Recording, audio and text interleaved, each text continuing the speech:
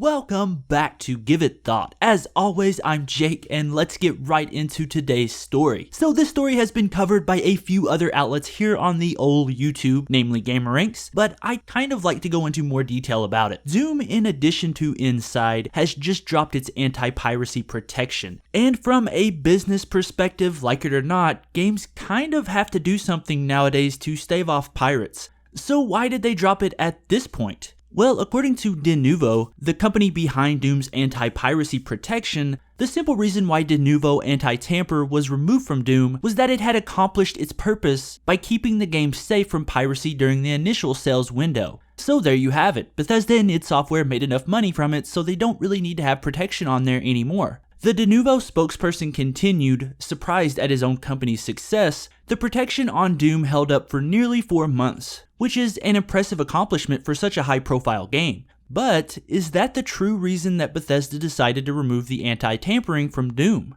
Apparently, Denuvo's tech has not retained its high bar for protection recently. Huge games like The Last Tomb Raider and Deus Ex Mankind Divided had their anti-tampering software bypassed, and they appeared in a cracked form on torrent websites. In the midst of all that, Denuvo sticks with its story that they are not here to protect the game throughout its lifespan, just during the initial sales window. We don't position Denuvo Anti-Tamper as being uncrackable. Well, that's obvious because a fully playable version of Doom was cracked as early as 2.5 months after release, which I guess you could say is outside its initial sales window, but if Bethesda paid for protection they did not get, then I can see why they dropped the protection. Inside, on the other hand, was not so lucky. It was cracked within 6 weeks of release, and that for sure hurt its initial sales numbers. Inside, being an indie game, did not have anywhere near the launch numbers of a game like Doom, so it counts on legacy sales. Plus, because it is a small indie developer, it doesn't have nearly the budget of bigger studios, and because of that, the money spent on Denuvo's anti-tampering probably put quite the dent in developer Playdead's wallet. It is unknown why exactly Inside was cracked so early, but my best guess is that hackers have found a pattern in Denuvo's system. I'd say we'll see that crack window get closer and closer to game release dates pretty soon. Boy, that sounded weird.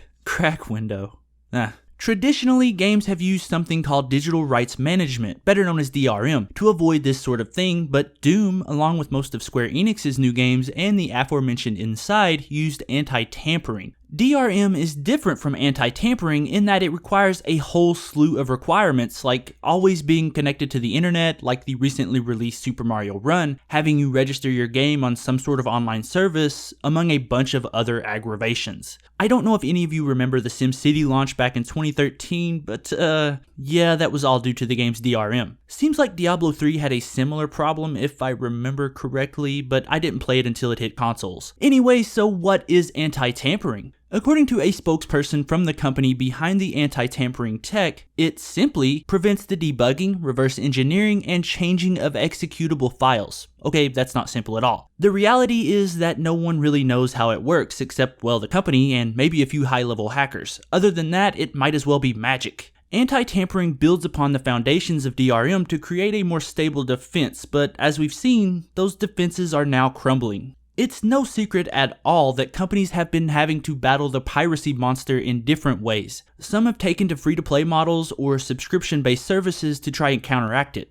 According to a report in 2014, piracy nearly cost the industry as much money as it made them. Research from True Optics shows that the total revenue lost to pirated games was approximately $74.1 billion in 2014, while the global video game industry only brought in $83.6 billion in revenue. So we're cutting it pretty close. This chart also shows a rapid increase in video game piracy since 2012, and it is just up to March of 2015, so it was likely far more than that. And who knows what it was this year. If this trend continues, there's no telling what the industry will have to do to combat this sort of thing. You just can't exist without an internet market nowadays, and physical copies of games are selling less and less. It's just I don't know, it's a worrisome thing because for the people that don't pirate games, this just makes their lives more difficult because it requires them to go through a whole ordeal just to play a game they paid their own money for. I will say some games are sorely overpriced, No Man's Sky, but I'm still not sure if that justifies theft.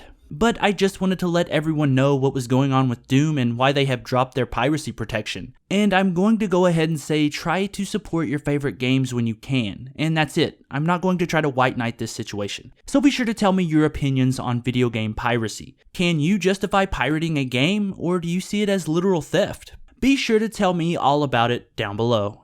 And I'm hoping this end card thing works because this is the first time I've done it. But if you enjoyed this video, you know what you have to do. Hit that like button for me, and if you're new here, why not subscribe? I put out a new video every single day, and if you want to be caught up on all those, all you have to do is hit that subscribe button. And while you're here, why not check out my The Last of Us Part 2 theory video? It was all about Ellie maybe being pregnant. I'm not sure if I buy it, but if you're interested in that, check that video out. But I think that's it for me today. Thank you so much for watching. And remember, give thought to everything.